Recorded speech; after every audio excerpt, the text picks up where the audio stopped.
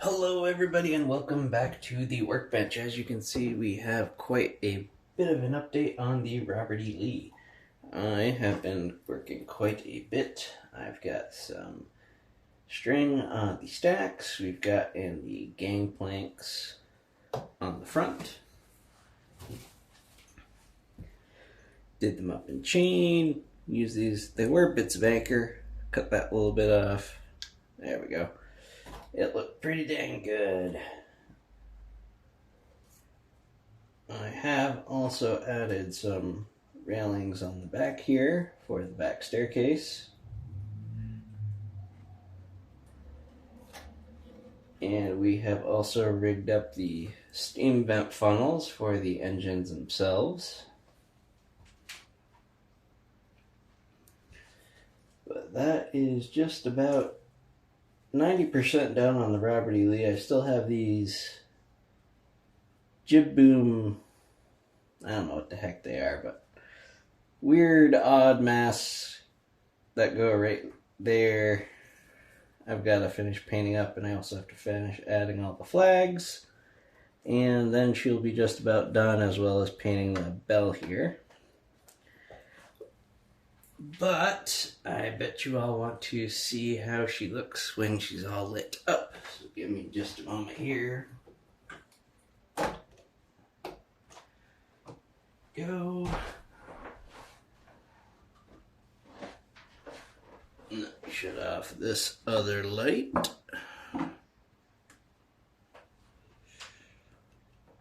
And there we go. You can see she's all lit up, and it looks quite nice.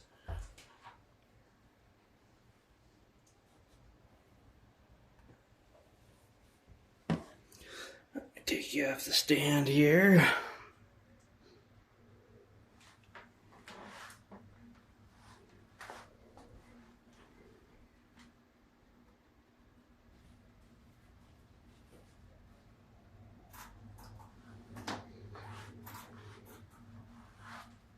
But the Robert E. Lee's looking pretty good.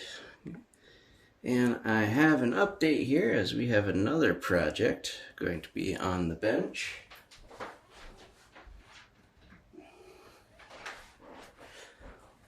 Go ahead and move the Lee over here. So what are we working on next? Well, I have got something very weird, something very interesting. That's right. We have gotten the Portuguese 16th century or 15th century 140 gun man of war, the Santa Caterina de Mont Sinai. Let me open the box here. This kit was actually originally done by Pyro back probably late 50s, 60s. As you can see, I couldn't wait. I dug into it. I'm sorry.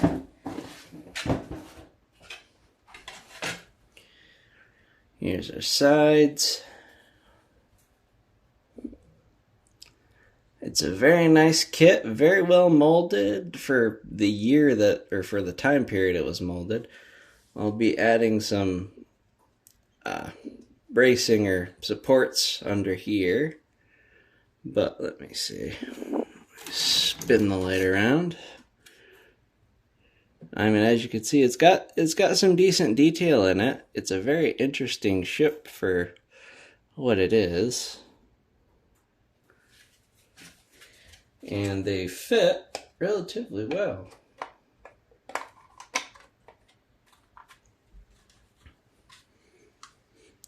As you can see there, a little clamping. And you just really have to sand it a little bit, and it'll be pretty good. It lines up fairly well. Let's look at some of the other parts in the kit. I'll put that away.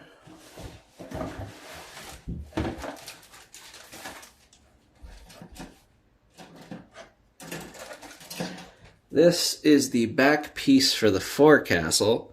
Now this one, I'm going to have to do a lot of work because the actual ship, this area right here was open and it had guns sticking out. There was also guns down here on this level. So there will be quite a bit I'm going to need to do here.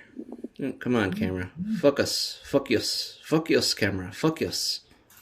There we go. Okay. The stern actually comes with the cannons already molded in. Come on, focus, camera. There we go. A little bit of a sink mark right here, depending on what your kit you get. But again, for a kit that was molded in the 50s, this is held up quite nicely. Like there's not much flash on this. You know, I've seen Airfix kits with more flash.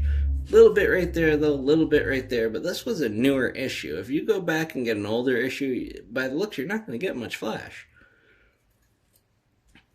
This is the back, or the front of the aft castle. And I'll be doing some work to modify these to make them a smidge more accurate. There's the floor, one of the decks. We've got some more decks here. We've got some molded in ropes, some decent board detail. Like, I could use this. A little bit of wash, a little bit of paint, dry brush. That'll be fine.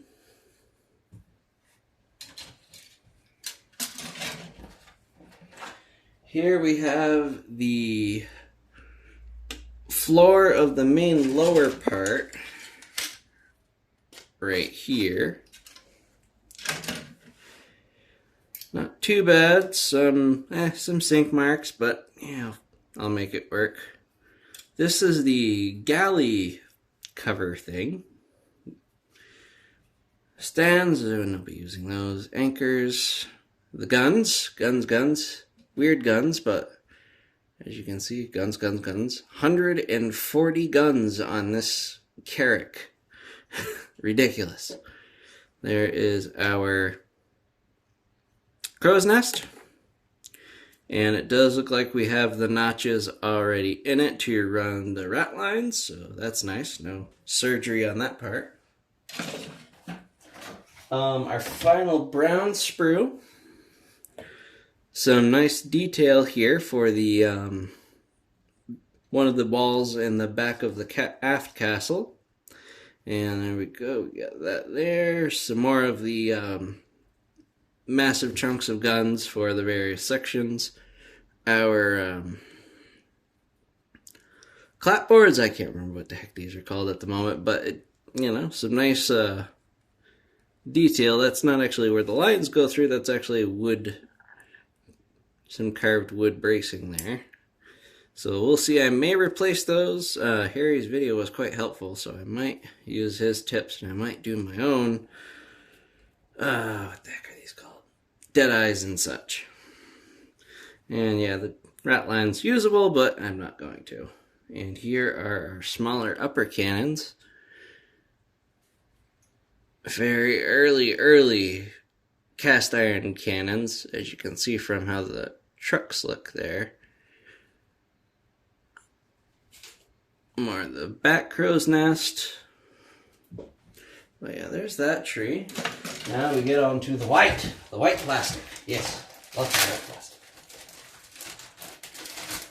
Big old honking. Oh, be careful, you moron, or I'm going to make a mess of the Robert E. Lee and I ain't even finished it yet. So, I'm going to probably not be using the giant sail, but I mean, it's nicely molded. It's a bit, well, it's not too thick. I mean, there's a lot of detail on it. That is totally usable, but it is going to cover up all of the work I'm going to do. So, we'll do a somewhat upper mast sail rig on this one. These are all of the flags. Oh, come on, focus. Okay, there we go. You can see all the detail that's actually molded into the sails, and if you pick it out, it'll probably look all right. So that's all right.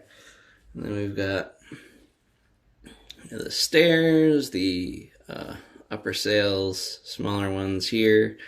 Oh, come on, focus.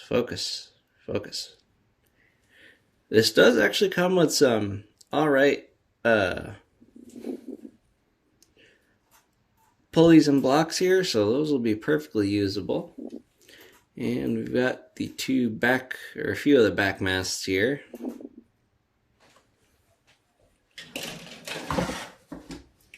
And then we have our pieces for our main mast.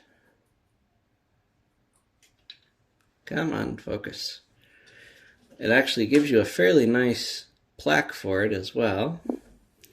There's our John boat and our two jib sails on the back.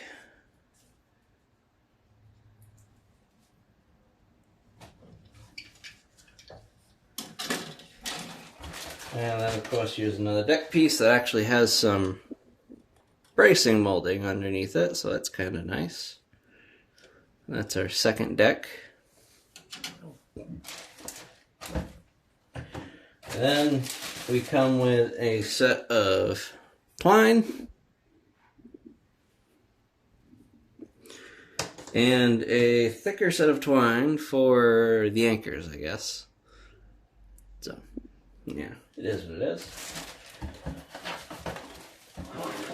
Robert E. Lee is getting its gangplanks knocked around again. I need a bigger space, but this works for now. So let me get the box out of the way. Here's the instructions. Step 1, step 2, 3, 4, 5, 6. Kind of see how it goes together. On the very last page, there's a picture and good luck. All in all, this is a fairly alright kit for the Santa Caterina. If you're definitely looking for a very odd sailing ship, I would totally recommend picking one of these up. They're not too expensive. You can probably pick one of these up here for around, I don't know, anywhere from 20 to 30 bucks US, really. They're not, I don't know, nobody really seems to want them. But the box also, depending on what year of the kit you get, we got a little bit of history on the Santa Caterina here. And then this side, more, we have it in Portuguese. Or French? I don't know. And if we open the box, there actually is some actual detail on. We have a finished one there. And then we actually have that painting here that pops up quite regularly of the ship. It was, there we go, we got some details on the Santa Caterina. Built in Kochi, Portuguese, India.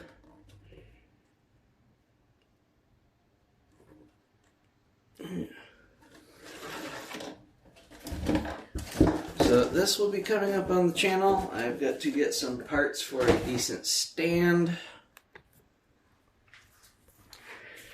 And we could get that pile of plastic working together.